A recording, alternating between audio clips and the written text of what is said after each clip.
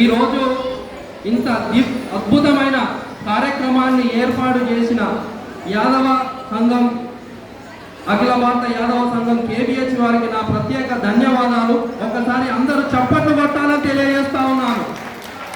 ఎందుకంటున్నానంటే యాదవులందరినీ సంఘటితం చేయడానికి ఒక అత్యద్భుతమైన కార్యక్రమమే ఈ కార్తీక మాస వనభోజనం.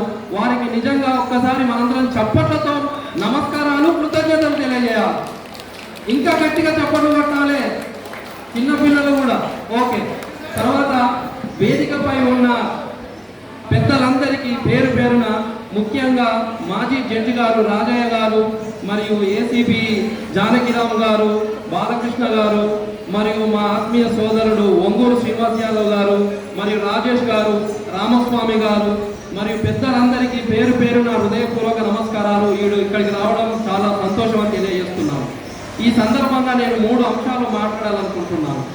ఒకటి, మన కులదైవం శ్రీకృష్ణుడు మాధవుడు గురించి, రెండవది యాదవుల చరిత్ర ఏందనేది, మూడవది మన ప్రస్తుత పరిస్థితి ఏందనే అంశాల మీద మాట్లాడాలనుకుంటున్నాను. ఈరోజు శ్రీకృష్ణుడి గురించి ఒక్కసారి మనం ఆలోచిస్తే, తన వేణువుతోనే మంత్రముగ్ధుల్ని చేసే గొప్పవాడు, అంతేకాకుండా ఒక గొప్ప పరాక్రముడు, మరియు ఎంతటి వారినైనా ఈ సృష్టిలో ఓడించగలడు. ఈ సృష్టిలో ఏ శక్తి తనను అణిచివేయలేదు. ఆయన ఒక వ్యక్తి కాదు, ఆయన ఒక శక్తి. అంతేకాదు, ఆయన ఎవరినైనా అద్భుతంగా ప్రేమించగలడు, స్నేహం చేయగలడు. మరియు ముఖ్యంగా ఈరోజు అలాంటి శ్రీకృష్ణుడి, మాధవుడి కులవంశం వారసులం మనం యాదవులం. ఇది ఎంతో చాలా సంతోషంగా, గర్వంగా ఉంటుందని తెలియజేస్తున్నాను. అందుకే పెద్దలు అంటారు, యాదవుడిగా పుట్టు, మాధవుడిగా జీవించు. యాదవుడిగా పుట్టు, మాధవుడిగా జీవించు అంటారు. నిజంగా అలాంటి శ్రీకృష్ణ అంశతో జన్మించిన వారు యాదవులు.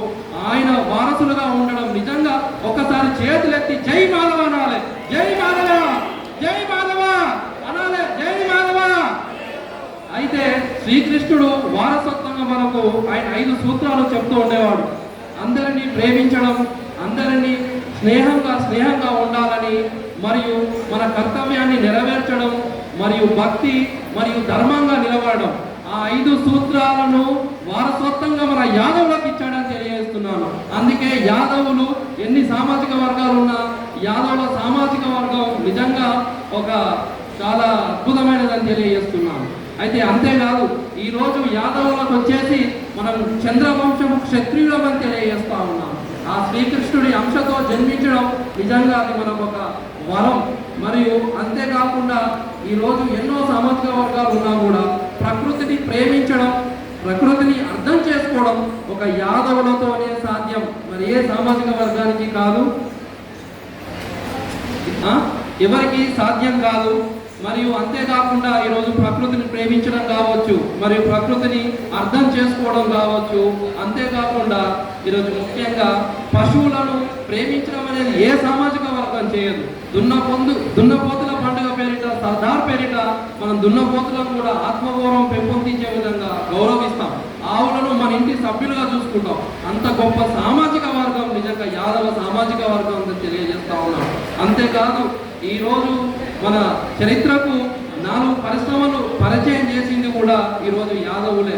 ముఖ్యంగా ఈరోజు కురుక్షేత్రం చూసుకున్నట్లయితే కౌరవుల పక్షాన ఎంతో మంది ఓటమి తెలియని వీరులు ఎంతో మంది ఉన్నారు. కానీ పాండవుల వైపున ఒక్కడు యాదవ సామాజిక వర్గానికి చెందిన శ్రీకృష్ణుడు మాధవుడు ఉన్నాడు. చాలా అవలీలగా పాండవులను గెలిపించాడంటే ఒక్కసారి అర్థం చేసుకోండి. ఆయన వారసులో మనం ఎంత గర్వంగా ఉండాలి, ఎంత మంచి చేయాలి అనేది ఒకసారి ఆలోచన చేయాలి. అంతేకాదు, ఈరోజు మనం ఒకసారి చూసుకున్నట్టు ఇంత గొప్ప చరిత్ర కలిగిన యాదవులు ఆర్థికంగా కావచ్చు, సామాజికంగా కావచ్చు, రాజకీయంగా కావచ్చు కొంత వెనుకబడి ఉండడం అనేది ఇది అక్షర సత్యం, మనందరికీ తెలిసిన విషయమే. మరి ఎందుకు మనలో ఐక్యత లోపించిందా ఏంటి అనేది ఒకసారి అర్థం చేసుకోవాలా. ఇలాంటి వేదికల వల్ల మన యాదవులందరూ సంఘటితం కావడానికి వేదికలు ఏర్పాటు చేసుకోవాలి. అలాంటి వేదికలే ఈ కార్తీక వనభోజనం కూడా ఒక భాగమని, అది ఏర్పాటు చేసిన రమణ కావచ్చు, వెంకటేశ్వర్లు కావచ్చు, గిరి కావచ్చు, మిగతా వాళ్ళందరికీ నిజంగా నా ప్రత్యేక ధన్యవాదాలు తెలియజేస్తా ఉన్నాను. మరియు ముఖ్యంగా ఈరోజు మన పిల్లలు విద్యాపరంగా వారిని ఉన్నత విద్యావంతులుగా తీర్చిదిద్దడానికి ప్రతి ఒక్కరూ కృషి చేయాలని, మరి ఉపాధి అవకాశాలు కావచ్చు, ఏ అవకాశం ఉన్నా మన వాళ్ళు వాడుకోవాలి. మన యాదవుల దగ్గరికి పోతే చాలు, మన బిడ్డలు మన వాళ్ళకి ఏదో విధంగా సహాయం చేయడానికి ముందుకు రావాలి. మనందరము ఒకటే కుటుంబం, మాధవుడి కుటుంబం, యాదవ కుటుంబం అని తెలియజేస్తా ఉన్నాను. ఈరోజు పార్టీలకు అతీతంగా మనం వేదికలు కలవాలి. మనం పార్టీలకు అతీతంగా కూడా మన వాళ్ళను రాజకీయంగా అభివృద్ధి చెందడానికి దోహదపడాలని తెలియజేస్తా ఉన్నాను. ఈరోజు నిజంగా ఒక సన్నివేశం ఏంటి అంటే, ఇంత పెద్ద కార్యక్రమం జరుగుతూ ఉంటుంది, ఎంతో మంది లీడర్లు ఉంటారు, అందరూ రావాలి. యాదవులు అంటే బాలకృష్ణ గారు వాళ్ళని నా యొక్క విజ్ఞప్తి, ప్లీజ్ ప్లీజ్ రండి. వనభోజనం సందర్భంగా మనందరము కలవడము, అందరం ఒక కుటుంబం లాగా మనందరం భోజనం చేయడము, మాధవుడి కుటుంబం ఇక్కడ ఉన్నదంతా మాధవుడి కుటుంబంగా భావించి ఈ కార్యక్రమానికి అందరూ విచ్చేసినందుకు కూడా నా ప్రత్యేక ధన్యవాదాలు.